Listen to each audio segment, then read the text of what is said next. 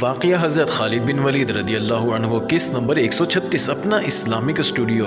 کیسر روم کو سناؤ کہ تمہیں کس نے اور کیوں بھیجا ہے۔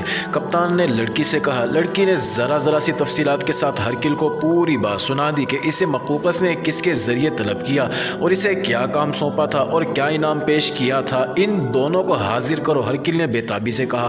دو آدمی پاؤں میں بیڑیاں اور ہاتھوں میں ہتھکڑیاں ڈالے اندر آئے۔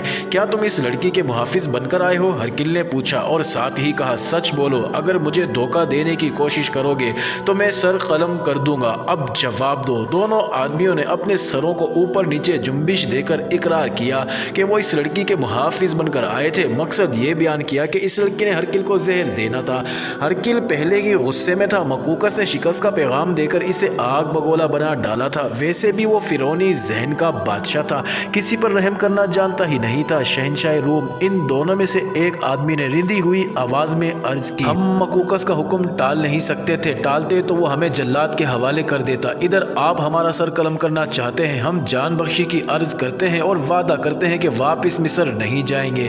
تم میری جان لینے آئے تھے۔ ہرکل نے ہونٹوں پر طنزیہ مسکراہٹ لا کر کہا، اور میں تمہاری جان بخشی کر دوں؟ میں جانتا ہوں تم انعام کے لالچ میں مجھے زہر دلوانے آئے تھے۔ ہرکل نے تالی بجائی اور باہر سے ایک محافظ دوڑتا ہوا اندر آیا۔ ہرکل نے اسے کہا کہ ان دونوں آدمیوں کو اور اس لڑکی کو بھی لے جاؤ اور جلاد کے حوالے کر دو، ان کی لاشیں کہیں دور پھینک دینا۔ یہ حکم سن کر لڑکی کی چیخ نکل گئی۔ کپتان اٹھ کھڑا ہوا اور ہرکل سے استدعا کی کہ اس لڑکی نے تو یہ راز مجھے دے دیا تھا، اسے بخش دیا جائے۔ یہ ایک خوبصورت ناگن ہے، ہرکل نے کہا۔ مقوقس سے انعام لے کر مجھے زہر دینے کا وعدہ کیا اور اسے دھوکہ دیا۔ یہ اس قابل ہے کہ اسے اپنے حرم میں رکھ لوں، لیکن یہ کسی بھی وقت مجھے دھوکہ دے سکتی ہے۔ لے جاؤ انہیں۔ پلک جھپکتے تین محافظ اندر آئے اور تینوں کو پکڑ کر اور گھسیٹتے ہوئے باہر لے گئے۔ لڑکی کی چیخ و پکار سنائی دیتی رہی جو ہوتے دور نکل گئی۔ ان کے سر قلم کرنے کے لیے جلاد تیار تھے۔ تم نے میری جان بچائی ہے، ہرکل نے کہا اور پوچھا کیوں؟ اس لیے کہ میں آپ کے مداحوں میں سے ہوں۔ کپتان نے کہا، میں بڑی استادی سے اس لڑکی سے یہ راز لیا تھا، جی میں تمہیں اپنی جان کی قیمت دوں گا، ہرکل نے کہا اور پھر تالی بجائی۔ ایک آدمی اندر آیا تو ہرکل نے کسی کا نام لے کر کہا، اسے فوراً بلاؤ۔ وہ شخص فوراً آ گیا جو شاید اس کا وزیر یا کوئی ایسا ہی بڑا حاکم تھا۔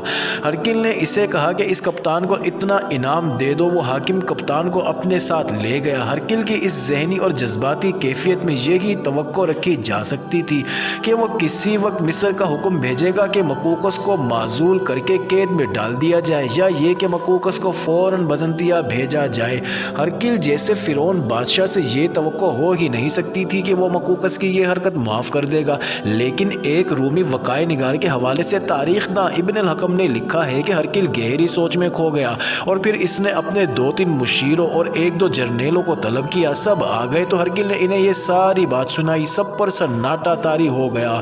مجھے مشورہ دو، ہرکل نے کہا، مجھے کیا کرنا چاہیے؟ اس جرم کی سزا موت سے کم کیا ہوگی؟ ایک مشیر نے کہا۔ باقی سب نے اس کی تائید کی۔ پھر انہوں نے باری باری مقوقس کے خلاف زہر اگلا اور یہ مشورہ متفقہ طور پر پیش کیا کہ مقوقس کو یہاں بلا کر سر عام قتل کیا جائے۔ نہیں، ہرکل نے خلاف و توقع کہا، موت کوئی سزا نہیں، میں اس شخص کو زندہ رکھوں گا اور اسے ذلیل و خوار کر کے ملک بدر کروں گا۔ یہ سزا موت سے زیادہ بری ہے کہ آدمی ذلت و خواری میں زندہ رہے۔ اسے فرما روائی سے ہٹا کر بھکاری بنا دوں گا تاکہ جو لوگ اس کے دربار میں سجدے کرتے تھے وہ اسے دیکھیں اور منہ پھیر لیں۔ وہ ایسے حالات خود ہی پیدا کرتا چلا جا رہا ہے کہ عربوں کے ہاتھوں مارا جائے گا، یا اسے جنگی قیدی بنا کر قتل کر دیں گے، یا وہ خود ہی مجھے موقع دے گا کہ میں اسے ملک بدر کر دوں۔ تم دیکھ رہے ہو کہ وہ شکست پر شکست کھائے جا رہا ہے، آدھی فوج مروا چکا ہے، مسلمان دریائے نیل کے دونوں کناروں پر قابض ہو گئے ہیں۔ میں اسے بخشوں گا نہیں اور اسے پتہ بھی نہیں چلنے دوں گا کہ مجھے معلوم ہو گیا تھا کہ اس نے میرے قتل کا انتظام کیا تھا۔ مقوقس بابلیون میں بیٹھا ہرکل کی موت کی خبر کا انتظار کر رہا تھا اور مسلمانوں کے سپہ سالار عمرو بن عاص اپنے لشکر کے ساتھ مصر پہ چھاتے چلے جا رہے تھے۔ مقوقس کو صرف یہ کامیابی حاصل ہوئی تھی کہ بنیامین کے کہنے پر قبطی عیسائی رومی فوج میں شامل ہونے لگے تھے۔ معزز ناظرین، یہ انٹرسٹنگ ویڈیوز جاری ہے۔ اگلی ویڈیو قسط نمبر 137 میں دیکھنا مت بھولیے گا۔